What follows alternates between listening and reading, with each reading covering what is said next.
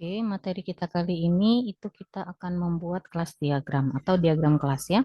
Kita baca dulu konsepnya. Kelas itu menyimpan dan mengelola informasi di dalam sebuah sistem. Ya, saat fase analisis, kelas merujuk kepada orang-orang, tempat, peristiwa, dan hal-hal yang sistem akan menangkap informasinya. Nah, pada fase desain itu kelas dapat mempresentasikan objek yang dibuat pada sistem, Windows atau frame dan seterusnya. Ya, konsep yang diterapkan dalam sebuah kelas. Oke. Nah, notasi atau sintek dalam sebuah kelas digambarkan dengan seperti ini. Jadi ada 4 persegi panjang seperti ini dibagi dalam 3 bagian. Ya, yang pertama itu adalah kelas name atau nama kelas. Nama kelasnya apa? Kemudian yang berikutnya adalah nama atributnya. Ya, nama atributnya atau derivasi atau derivat dari atribut tadi juga boleh. Kemudian yang ketiga itu adalah nama operasinya. Ya, nama operasinya. Oke, nah contoh misalnya ini adalah kelas user, jadi nama kelasnya itu adalah user, nama atributnya adalah username dengan password. Nah, operasinya apa? Misalnya operasinya adalah login dengan lihat buku. Nah, seperti itu. Oke, contoh kalau kita akan membuat kelas ya yang agak lengkap gitu ya. Yang pertama ini adalah nama kelasnya, misalnya nama kelasnya adalah mahasiswa. Kemudian ini adalah atribut kelasnya, misalnya name ya. Tipe datanya itu adalah integer. Nama tipe datanya adalah string ya. Alamat, string, tanggal lahir, date. Nah, tipe data ini menyesuaikan dari bahasa pemrograman yang kalian bakal rancang. Nah, bagian yang ketiga itu adalah operasinya, ya, atau operationnya, di mana operasinya itu adalah tambah data mahasiswa, update, dan hapus. Ya, seperti itu. Nah, untuk menggambarkan sebuah kelas diagram, ada istilah namanya relasi antar kelas. Jadi, antara satu kelas dengan kelas yang lainnya itu punya relasi. Nah, relasinya itu ada 4. Yang pertama adalah association, kemudian yang kedua itu adalah aggregation, yang ketiga itu adalah composition, dan yang keempat itu adalah generalization. Oke, kita bahas dulu relasi yang pertama antar kelas yaitu asosiasi. Asosiasi itu adalah hubungan antar dua kelas, di mana asosiasi itu terjadi antara dua kelas, di mana satu bagian kelas diketahui atau mengetahui bagian kelas yang lain. Jadi dia sama-sama membutuhkan. Ya, contoh misalnya ada relasi bisa asosiasi itu bisa dikatakan sebagai relasi has a atau memiliki. Jadi sama-sama memiliki. Nah, kardinalitas relasi biasanya bisa berupa one to many to many, atau zero to one. Asosiasi digambarkan dengan gambar garis lurus. Ya, ini gambar asosiasi. Namanya kalau di aplikasi aggregation atau composition. Ini sebenarnya adalah gambar dari asosiasi. Oke. Nah, ini sambungan dari asosiasi tadi. Misalnya ada yang exactly one, yang hanya dipresentasikan hanya satu saja. Misalnya ada relasi departemen has one and only one boss. Jadi ini menyatakan bahwa sebuah departemen itu hanya punya satu dan hanya satu bos. Itu tidak lebih dari satu. Nah, itu berarti digambarkan asosiasinya seperti ini. Kemudian yang kedua itu adalah zero or more. Jadi nol atau lebih. Nah, lebihnya itu lebih dari nol tentu saja ya, lebih dari satu biasanya, lebih dari satu berarti dua, tiga, dan seterusnya. Nah, misalnya dicontohkan di sini employee itu punya relasi nol atau lebih child. Jadi seorang pegawai atau karyawan itu bisa tidak punya anak atau punya anak lebih dari satu. Misalnya seperti itu. Ya, atau beberapa lah. Entah satu, entah dua, entah tiga, dan seterusnya. Yang berikutnya adalah one or more, ya satu atau lebih. Jadi seorang bos atau seorang pimpinan itu punya satu atau lebih pegawai. Nah, bisa digambarkan dengan asosiasi atau zero or more, ya. Jadi ada seorang pegawai itu mungkin saja itu melakukan pernikahan atau tidak melakukan sama sekali. Ini nih seperti ini ya. An employee can be married to zero or one spouse. Jadi dia bisa punya bisa tidak menikah atau bisa lebih dari satu gitu ya pasangannya. Kemudian misalnya berikutnya adalah specified ring. Jadi 2 sampai dengan 4 misalnya.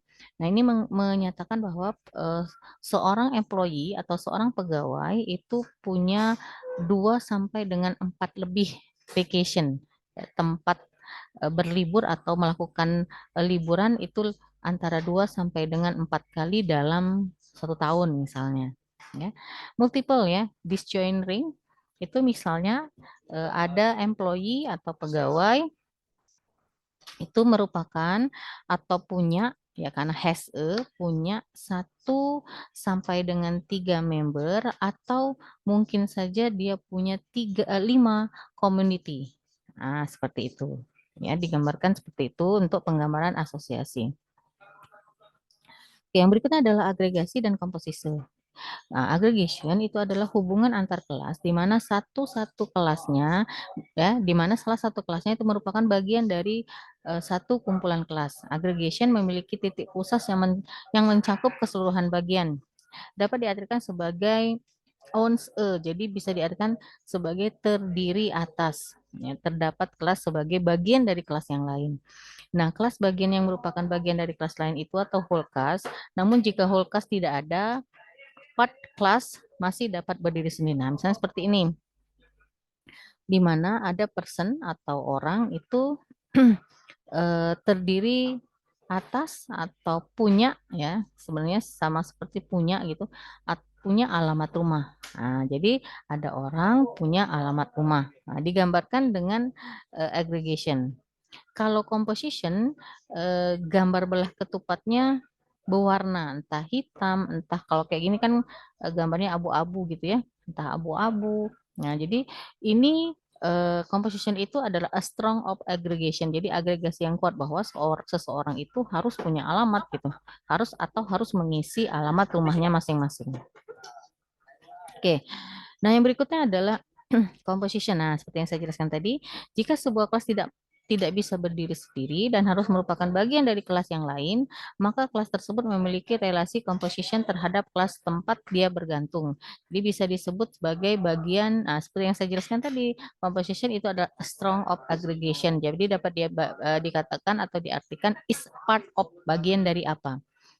Sama seperti aggregation, tapi ini yang strongnya kuat ya. Jadi mobil itu pasti punya tangki BBM mobil. Tidak mungkin mobil tidak punya tangki, maka kita gambarkan dia sebagai composition. Oke, yang berikutnya adalah generalisasi. Generalization itu hubungan turunan dengan mengasumsikan satu kelas merupakan satu superkelas atau kelas super dari kelas yang lain. Generalization memiliki tingkatan yang berpusat pada superkelasnya. Contoh, misalnya ada kelas hewan. Nah, kelas hewan ini dia punya generalisasi. Nah, punya turunan, punya pewarisan. Digambarkan seperti ini. Apa turunan dari hewan? Oh, dia ada kelas kucing, ada kelas macan, kelas serigala, dan kelas singa. Jadi kalau dia bagian dari itu, gambarkan dia dengan gambar generalization dengan panah tertutup seperti ini, ya. Oke, nah bagaimana menggambar sebuah kelas? Ini ada beberapa teori yang disimpulkan seperti ini. Jadi yang pertama identifikasikan dulu kelas yang harus ada. Jadi kita harus tahu dulu kelasnya apa-apa saja. Ya, sebenarnya sangat mirip dengan IRD pada saat menentukan entitas. Jadi bisa saja kita ambil kelasnya itu adalah entitas dari sebuah IRD.